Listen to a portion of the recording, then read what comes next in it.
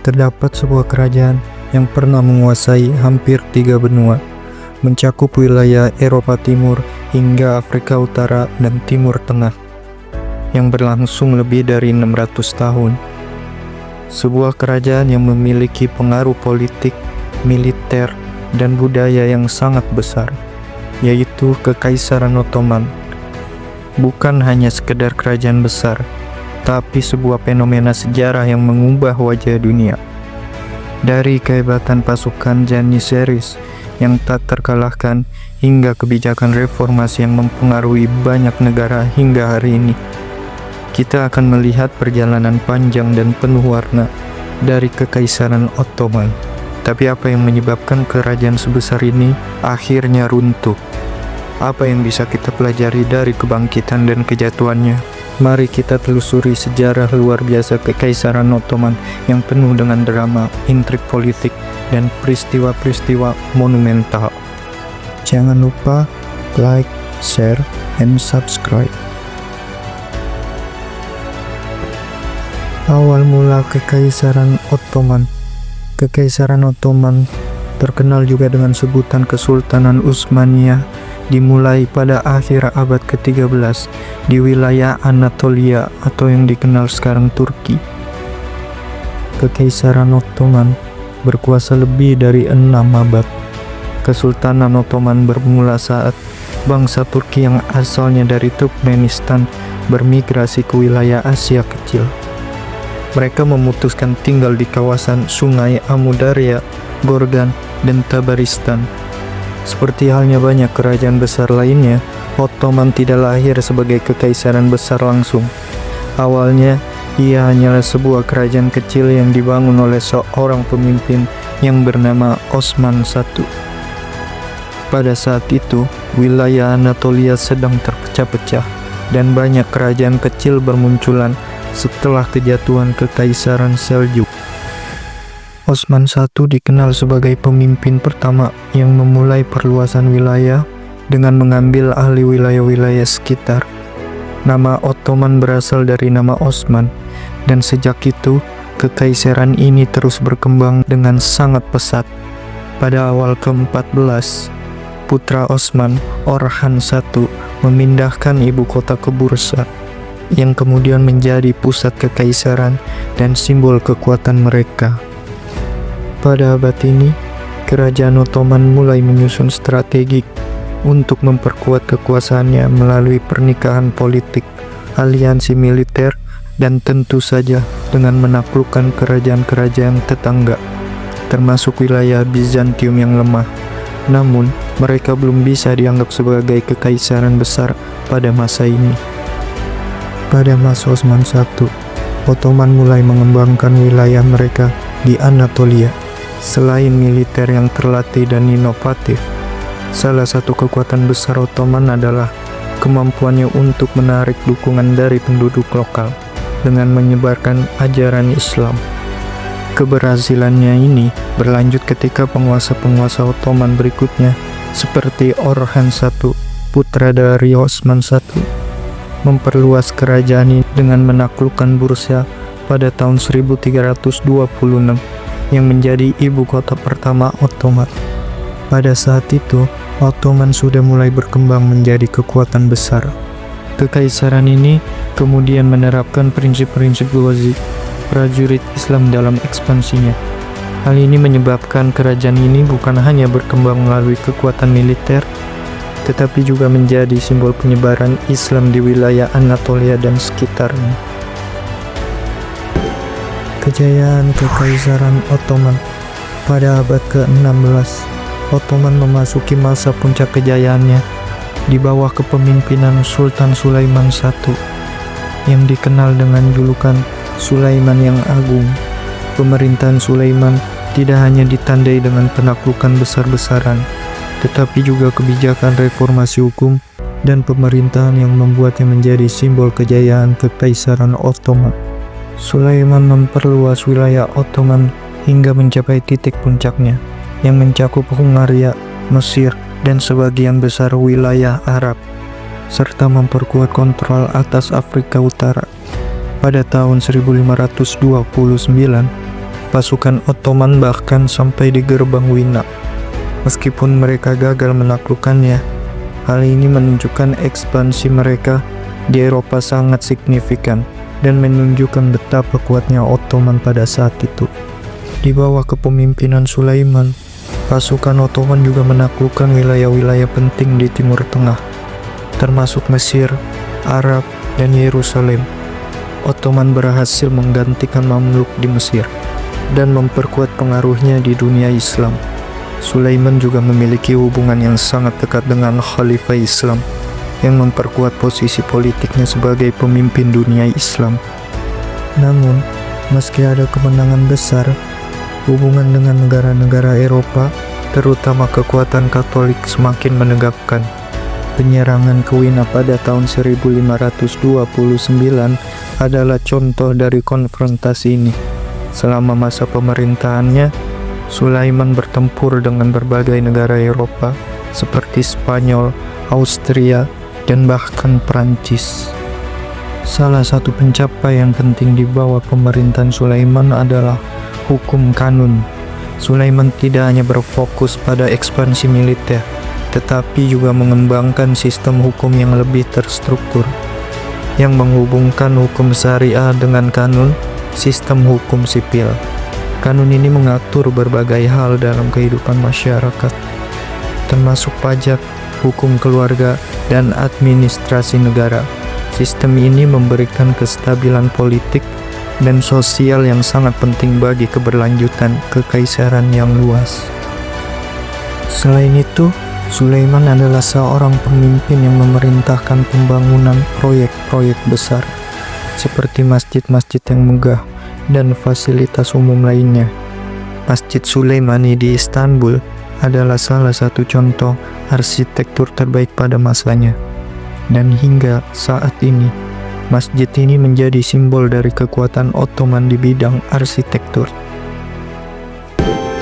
Dalam bidang seni dan budaya, Kekaisaran Ottoman bukan hanya soal peperangan dan politik, mereka juga memberikan kontribusi besar dalam dunia seni, budaya, dan arsitektur.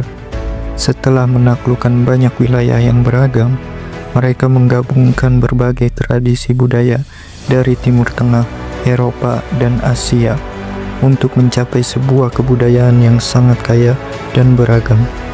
Seni dan arsitektur Ottoman terkenal dengan keindahannya, dan salah satu contoh yang paling terkenal adalah Masjid Biru di Istanbul. Ciri khas dari arsitektur Ottoman adalah penggunaan kubah besar, desain yang terinspirasi dari seni Bizantium dan Persia, serta penggunaan warna cerah yang memukau.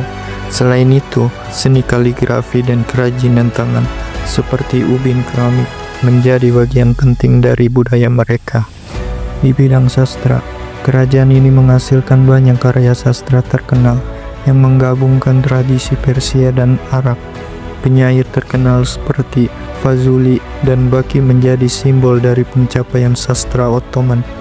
Musik tradisional Ottoman juga berkembang dengan pengaruh besar dari berbagai budaya yang dikuasai oleh Ottoman, menciptakan genre musik yang kaya dan penuh harmoni. Struktur sosial dan pemerintahan Ottoman.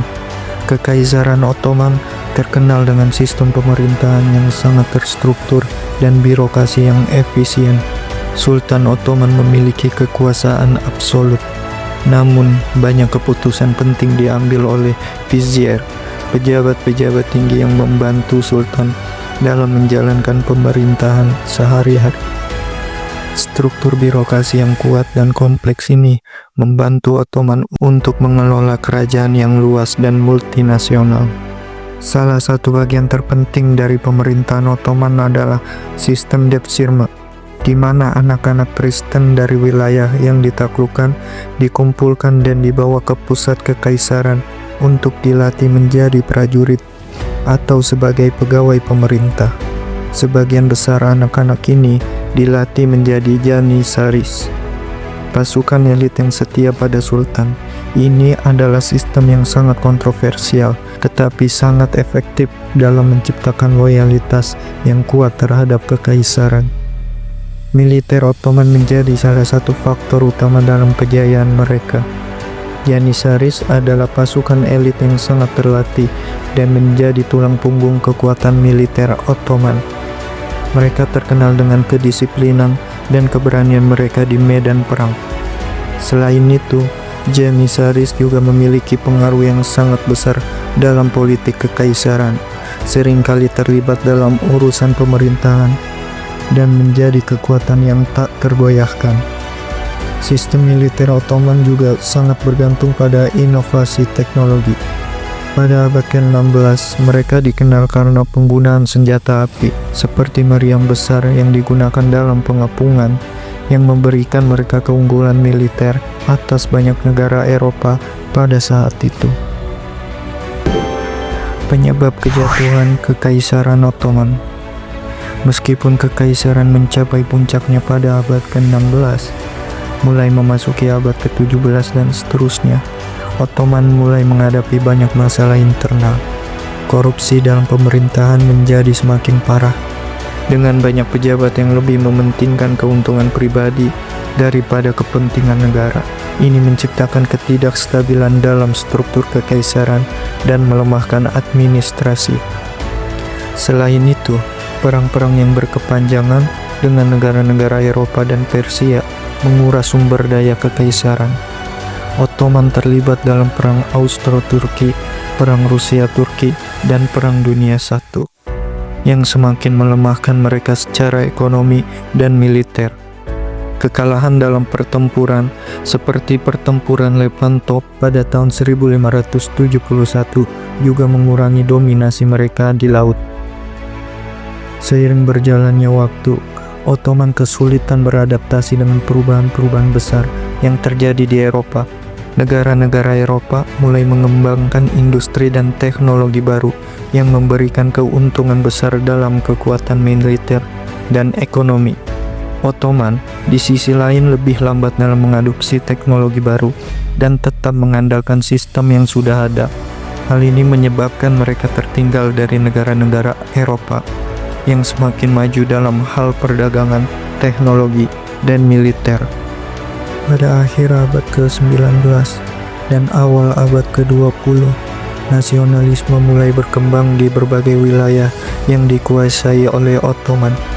Negara-negara seperti Yunani, Arab, dan Balkan mulai menuntut kemerdekaan, yang melemahkan kekaisaran lebih lanjut.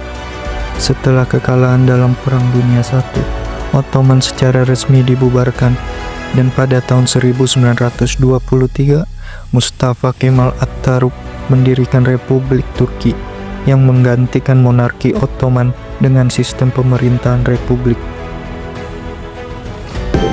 Warisan Kekaisaran Ottoman.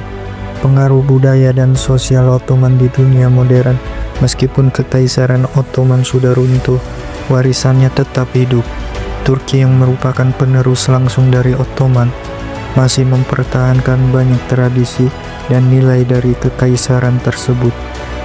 Selain itu, negara-negara di Balkan, Timur Tengah, dan Afrika Utara masih dipengaruhi oleh budaya, hukum, dan politik Ottoman.